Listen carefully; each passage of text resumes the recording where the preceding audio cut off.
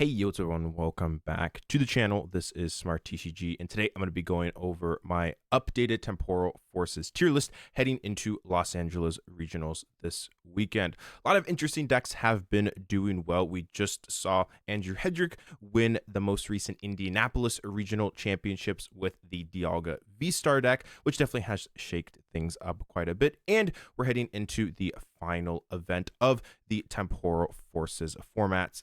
Final regional that will be seen of this format. So with that being said, let's hop right into it here. Going to be starting off here with Charizard. I'm going to put Charizard in tier A. I think a lot of people are putting it in tier S. However, I think with the rise of Chen Pao's popularity and the success rate of that deck, I think that Charizard does fall down just a little bit, along also with things like Pidgeot Control and Snorlax seeing more play. I definitely think that Charizard is not as powerful as it was a couple of weeks ago. Still definitely a very powerful deck, though. And I think overall has one of the best matchup spreads. Next up here, we got Chen Pao Baxcalibur. I'm actually going to put Chen Pao above Charizard. I think as of right now, I think Chen Pao is a little bit of a better call.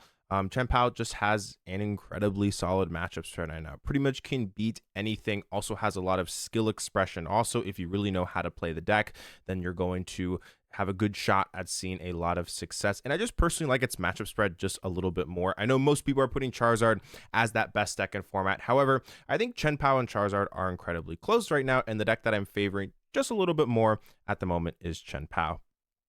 Next up here, we got Lugia. I'm not a huge fan of Lugia as of right now.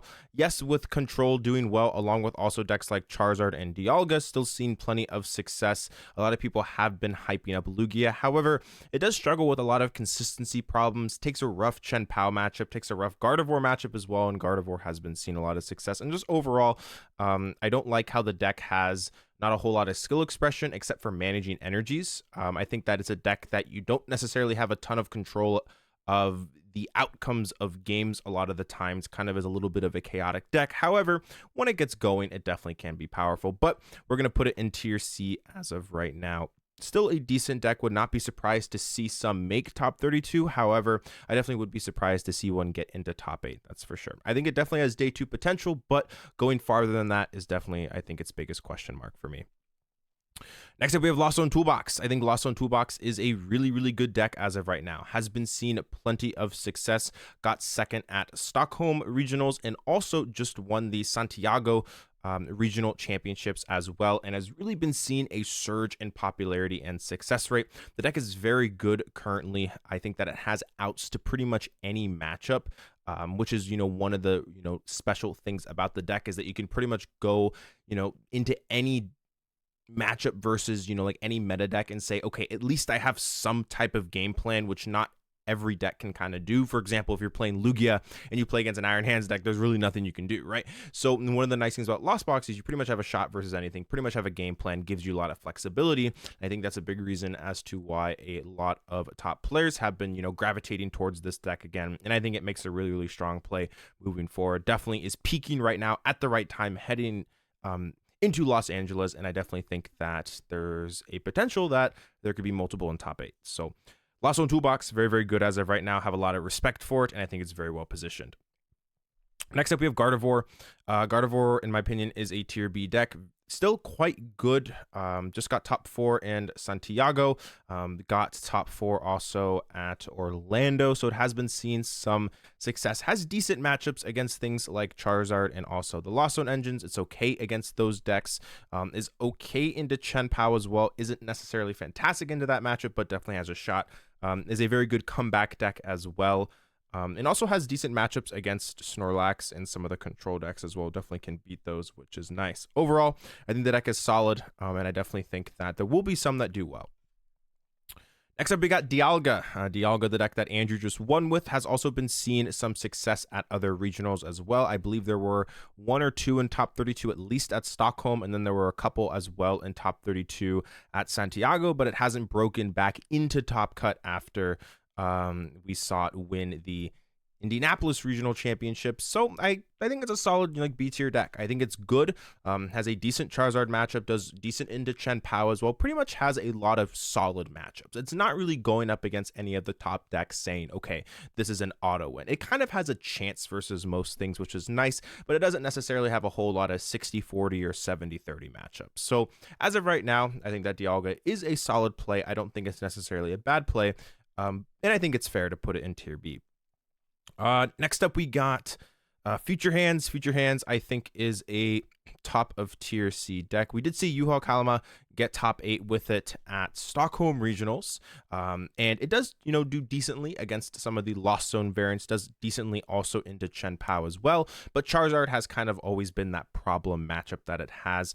However, I do think if a lot more people do decide to run Lost Box or Chen Pao this weekend, there definitely is a good shot at seeing one of these go far. It's always kind of a deck that someone is going to do well with it. It's just that you're not necessarily sure like who that's going to be. And also it's a deck that really hasn't solidified itself as a consistent top cut contender. So I think that's an issue that it kind of has is its consistent placements aren't there, but it definitely has, some potential. Next up, we got Pidgeot Control. I think Pidgeot Control is very good. I think it's right in between Gardevoir, still has been performing quite well. Very, very solid deck overall, and I definitely think that it has decent matchups into things like Charizard, which is important. Its Chen Pao matchup, I think, also is slightly favored. However, it is losable, that's for sure, if they get, really aggressive and like run you over with potentially things like turn 2 Radiant Greninja to knock out both your Pidgeys. But I think overall, it's still a very, very solid deck.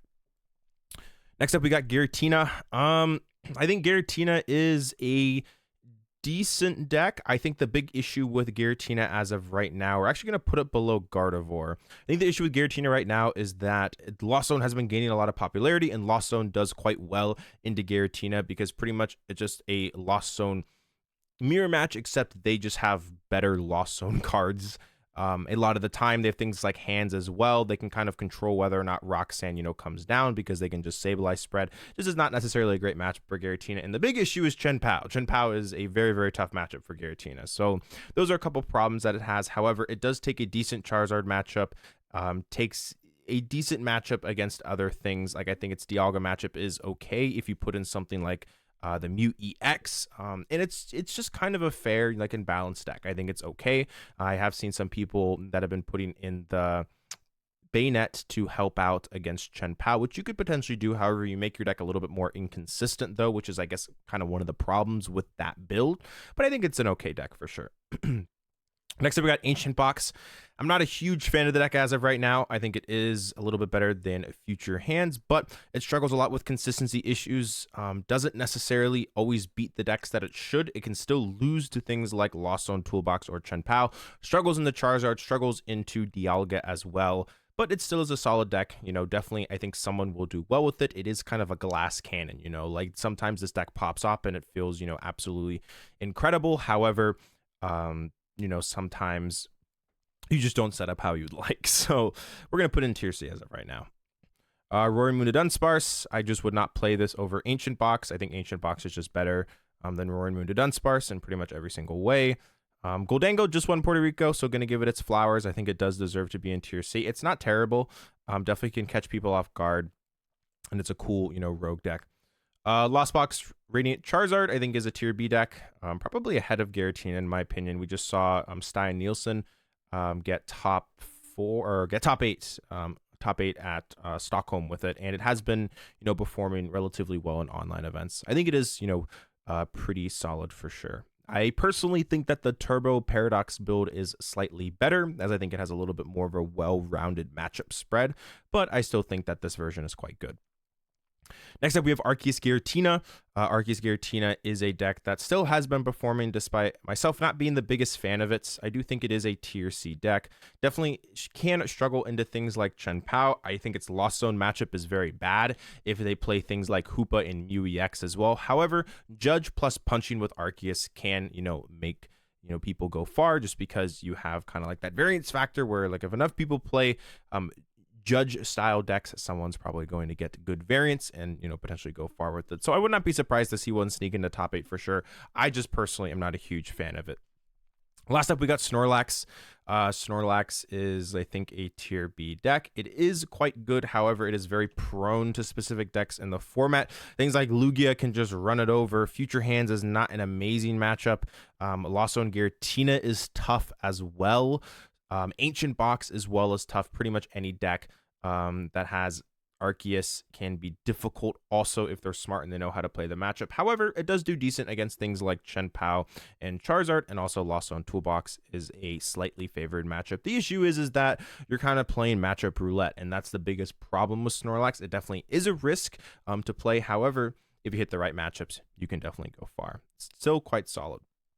Anyways, that's going to do it for this tier list. Let me know what you think, or if there's any decks that I missed that you want me to rate. Make sure to put those in the comments. But with that being said, thank you so much for the support as always. I'm going to try and get back onto more consistent content heading into the brand new set, Twilight Masquerade. I'm really excited to look into some of those brand new decks, and I hope you come and watch, some of my brand new content that will be coming out, specifically kind of around LA. I don't know if I will get some content out before Los Angeles when the set goes live, but we'll see. But anyways, thanks so much for watching. I appreciate it. This is Smart TCG, and I'll speak with you again soon. Peace out.